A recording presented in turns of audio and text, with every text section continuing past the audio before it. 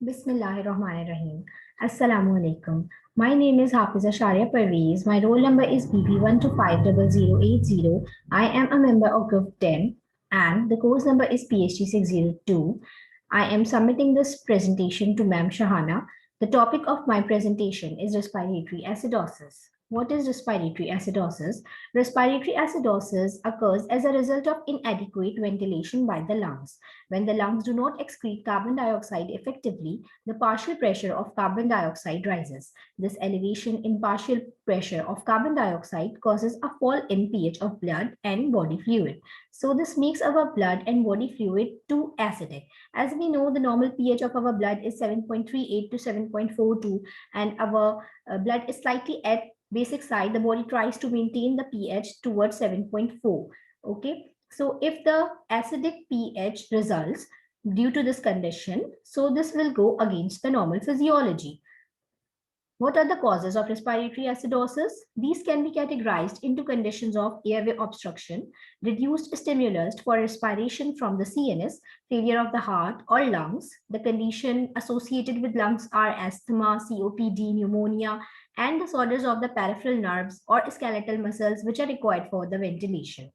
We see symptoms of respiratory acidosis. The initial signs are headache, anxiety, blurred vision, restlessness, confusion.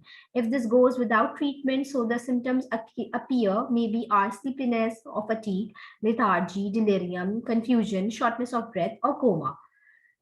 We have a case study regarding our medical condition that a 56-year-old man is admitted to the hospital for the treatment of an exacerbation of chronic obstructive pulmonary disease. He complains of worsening shortness of breath and increased production of sputum for the past 3 days. He has also noted a mild headache, a flushed feeling, a drowsiness within the past 24 hours. He has a history of COPD, hypertension, coronary artery disease, and low back pain. Current medications are as follows, and his vitals are as follows, which we will discuss in our assessment. We have some laboratory tests done for the patient, and it reveals the following levels for sodium, potassium, chlorine, pH, PaCO2, that's the partial pressure of carbon dioxide, PaO2, that's partial pressure of oxygen in the blood, and levels of bicarbonate. We also have some additional information for this patient, that as this patient visited physician's office last month, so his ABG baseline was assessed. ABG are arterial blood gases. So the pH, PaCO2, PaO2 were as follows, and bicarbonates level were also assessed. So we will assess them in our case study. We have some questions regarding our case study, that how we will solve it. Which of the signs and symptoms are consistent with the diagnosis of respiratory acidosis? Means we have to see the signs and symptoms of this patients according to them, which we are diagnosing the respiratory acidosis.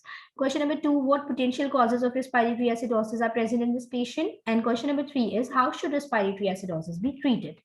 So let's just start. Subjective, here we make soap notes of this case study, and according to that we have the subjective, that his gender is male and his age is 56 years. Chief complaint with which he came to the hospital, that his symptoms of COPD have flared up, which are worsening of shortness of breath, increased production of sputum, mild headache, flushing, drowsiness. And he has a history of COPD, hypertension, coronary artery disease, and low back pain. The current medications are as follows: ipratropium, that's an inhaler, 2 puffs QID; salmeterol dry powder inhaler, that's he's taking 1 inhalation BID; hydrochlorothiazide 25 mg daily; diltiazem 240 mg daily; and diazepam 5 mg TID PRN for his back pain. Baseline ABG, which we assessed the last month, were pH 7.35, PaCO2 6.8, PaO2 8.3, and bicarbonates level were 28 millimole per liter. Now we have the objective, that the vitals here we assessed are respiratory rate of 16 breaths per minute, that's too low; heart rate of 90 beats per minute, that's very high; diffuse wheezes and rhonchi are heard on chest auscultation, which is indicating that the lungs are not functioning properly. The laboratory tests we made him done are the sodium levels were 138 millimole per liter, were almost at the normal level. The patient was not exactly suffering from hyponatremia. But we see the potassium levels, so 2.5 millimole per liter. So these are indicating that he is having moderate hypokalemia. Chlorine levels were 92 millimole per liter. So this is also indicating the hypo levels. The level concentrations are quite decreased, because as we see the sodium levels, the normal sodium level of a human body, which we have in our data, is 135 to 145. That's a normal range. And potassium above 3.5 to 5.2 is normal, and chlorine 96 to 106 is normal. So according to the normal ranges or references, we are assessing that what conditions from this patient is suffering. pH, as we already discussed, that it should be 7.35 to 7.42. So this is at a bit at acidic side, 7.32. Okay, partial carbon dioxide is 7.7, and the normal pressure, partial pressure of carbon dioxide should be 4 to 6. But here it is elevated. It means that he is having more carbon dioxide in his blood. Partial pressure of oxygen is 7.7, and the normal ranges for PaO2 are 10.5 to 13.5, means he is having low oxygen in his blood. And the bicarbonates normal level are 22 to 28, but here we see 29 millimole per liter, a slightly bit of high concentration, we could say. If we compare his results from his older, his last month's assessment ABG levels, so there were pH 7.35, which was at almost at normal range. PaCO2 was 6.8, means it was slightly elevated, not very much. PaO2 was 8.3, it was slightly declined, but not so much. And bicarbonates level were 28 millimole, that was the upper limit of normal range. So we see that his conditions has worsened in within 1 month. Now we are answering the questions of case study in our assessment. That was the answer. Number 1 is sign and symptoms, according to which we are diagnosing his respiratory acidosis. So we done a stepwise evaluation with which we reveal our respiratory acidosis condition in this patient. Number 1 is history of COPD and physical findings of dyspnea, which is shortening of breath, headache, drowsiness, and flushing. These all symptoms are supporting his ABG evaluation. Hypoxemia, which commonly accompanies respiratory acidosis, and this also contribute to the symptoms of this patient. Elevated PaCO2, this causes cerebral vascular dilation, which results in headache. This is increased, this cause resulting in headache.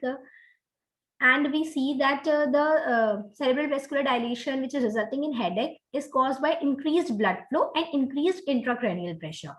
We see that he has a history of cardiovascular effects also. So these cardiovascular effects are affecting his peripheral vasodilation. Here, this could be the cause of flushing, headache, and drowsiness as well. Now, the answer number 2, that what are the causes for respiratory acidosis? So we see number 1 would be COPD, obviously, and upper respiratory tract infections such as acute bronchitis. This can worsen airway obstruction and produce acute respiratory acidosis. Number 3 is drug induced. Patient's drug therapy also may be contributing to the respiratory insufficiency. The benzodiazepines, barbiturates, and opioids minimally decrease respiration in normal subjects. And in most patients with COPD, when given usual therapeutic doses, these drugs, however, can cause significant respiratory insufficiency when administered either in large doses or in combination with other respiratory depressant drugs. We see that patient is taking diazepam here, which may be contributing to the hypoventilation and respiratory acidosis, and this drug should be withdrawn from his regimen. We are assessing this. Salmeterol is an adrenergic receptor agonist and causing hypokalemia. More serious side effects of salmeterol include very fast heart rate, worsening of breathing problem. All these symptoms we can see in this patient's case study. And the other drugs which he's using in his regimen could include the side effects of hydrochlorothiazide that has an adverse effects of hypokalemia, hyponatremia, and headache. Hypokalemia and headache we are observing here, not hyponatremia. And these hydrochlorothiazide is a loop diuretic, which may be given for his cardiovascular diseases, because he's suffering from hypertension and coronary artery disease as well. And the flushing headache could be the because of ipratropium, as it is side effects. Drug interactions and contraindications of these drugs which are being taken by this patient, we see in his regimen. Diltiazem, which is a calcium channel blocker, this inhibits hepatic cytochromes, CYP3A4, CYP2C9, and CYP2D6. What are cytochromes? These cytochromes are responsible for the metabolism of certain drugs in the liver. So the number of drug interactions as diltiazem interferes with the metabolism process of certain drugs, and this could increase their duration of action in the body, which could be beneficial sometimes for some drugs and sometimes may not, because it could increase the side effects as well. For example, ipratropium here has hepatic metabolism. Diazepam, which is a benzodiazepine, it is also metabolized by liver CYP3A4, so it is contraindicated with diltiazem. Salmeterol is also metabolized by liver, thus its metabolism could also be affected by diltiazem. And non-selective adrenergic blocking drugs should not be used in patients with COPD, as they have a higher risk of severe acute exacerbations. Additionally, salmeterol should be used with corticosteroids to reduce serious side effects. We have a plan, and that's an answer number 3 of our case study.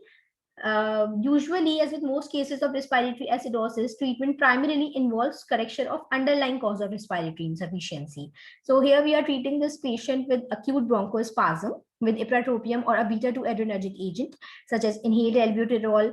Dose of ipratropium will be inhaler 2 puffs QID, which he's already taken. Dose of albuterol inhaler would be 180 mcg 2 puffs, which he'll inhale orally or every 4 to 6 hours, and we will not exceed 12 inhalations per 24 hours. Corticosteroids such as methylprednisolone, dose will be 6125 mg, 60 to 125 mg, Q6 to 12 hour initial. Methylprednisolone are commonly used in hospitalized patients with acute exacerbations of COPD. This dose is for critically ill patients. If patient improves with therapy, we may discontinue without tapering off the dose. If patient does not improve, so we may need a longer duration of therapy.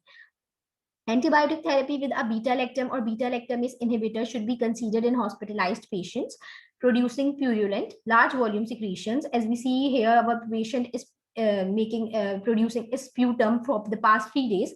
So here, patient's respiratory status should be monitored closely during his hospitalization. Non-invasive positive pressure ventilation or intubation with mechanical ventilation may be required. If the acidosis, hypercarbia, or associated hypoxemia worsen of this patient, so we may need this ventilation. When the excess carbon dioxide excrete from the body, so the arterial pH will return to the normal. We have some notes here. Methylxanthine therapy may be considered in patients who do not respond to other bronchodilators. Antibiotic therapy is targeted to most common pathogens like Streptococcus pneumoniae, Haemophilus influenza, M. catarrhalis.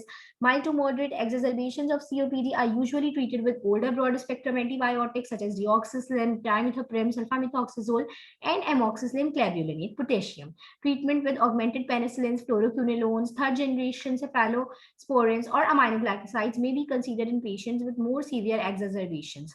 Hypercapnia should not be overcorrected because hypocapnia results in decreased lung compliance. It increases dysfunctional surfactant production and shifts the oxyhemoglobin dissociation curve to the left, which restricts the release of oxygen to the tissues. So it will not be favorable for our body. All drugs in this therapy do not have drug interactions among them. So we will go with this plan for the treatment of the patient. Thank you so much.